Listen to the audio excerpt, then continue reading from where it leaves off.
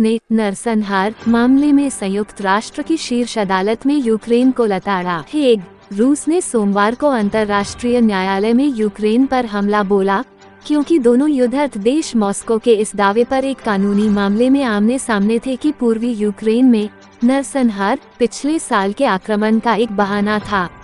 Moscow के प्रतिनिधि गेनेडी Kuzmin ने कहा कि यूक्रेन का मामला कि रूस ने फरवरी 2022 में अपने पड़ोसी के खिलाफ युद्ध शुरू करने के लिए संयुक्त राष्ट्र नरसंहार कन्वेंशन का दुरुपयोग किया, सच्चाई से आगे नहीं बढ़ सकता। जब रूसी राष्ट्रपति व्लादिमीर पुतिन ने पिछले साल 24 फरवरी को आक्रमण का आदेश दिया था, तो उनके तर्क का एक हिस्सा ये था कि पूर्वी यूक्रेन में रूस समर्थक लोगों को कीव शासन द्वारा बदमाशी और नरसंहार का शिकार होना पड़ा। शेयर करना, हमारे पर का पालन करें। रूस ने नरसंहार मामले में संयुक्त राष्ट्र की शीर्ष अदालत में यूक्रेन को लताड़ा।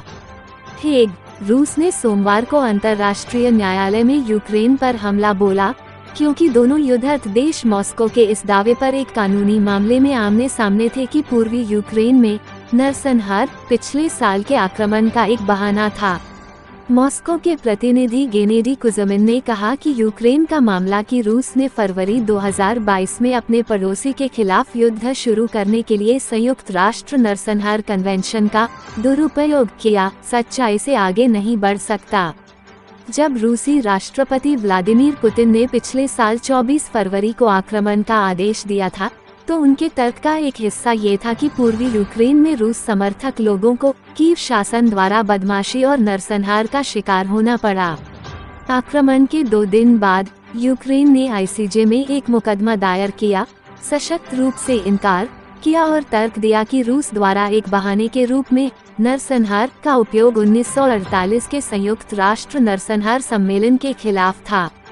कुज़मिन ने तर्क दिया कि नरसंहार के बारे में केवल बयान नरसंहार कन्वेंशन सहित अंतर्राष्ट्रीय कानून के तहत स्वीकार्य नहीं है।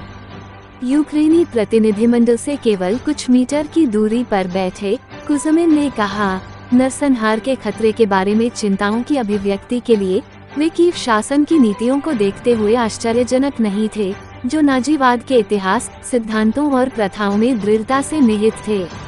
उन्होंने निष्कर्ष निकाला कि यूक्रेन की कानूनी स्थिति निराशाजनक रूप से त्रुटिपूर्ण और अदालत के लंबे समय से चले आ रहे न्यायशास्त्र के विपरीत है।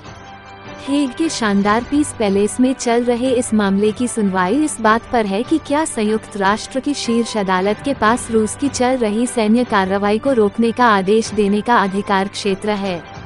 क्षेत्राधिकार का प्रश्न। मार्च 2022 में आईसीजे ने यूक्रेन का पक्ष लेते हुए रूस को अपनी सैन्य कार्रवाई को तुरंत निलंबित करने का आदेश दिया, लेकिन यह निर्णय एक तथाकथित प्रारंभिक निर्णय था। इस पर निर्णय लंबित था कि क्या अदालत वास्तव में मामले की सामग्री पर शासन करने में सक्षम है। अदालत के निर्णय बाध्यकारी हैं, हालांकि उन्हें लागू करने के लिए उसके पास कोई पुलिस बल नहीं है।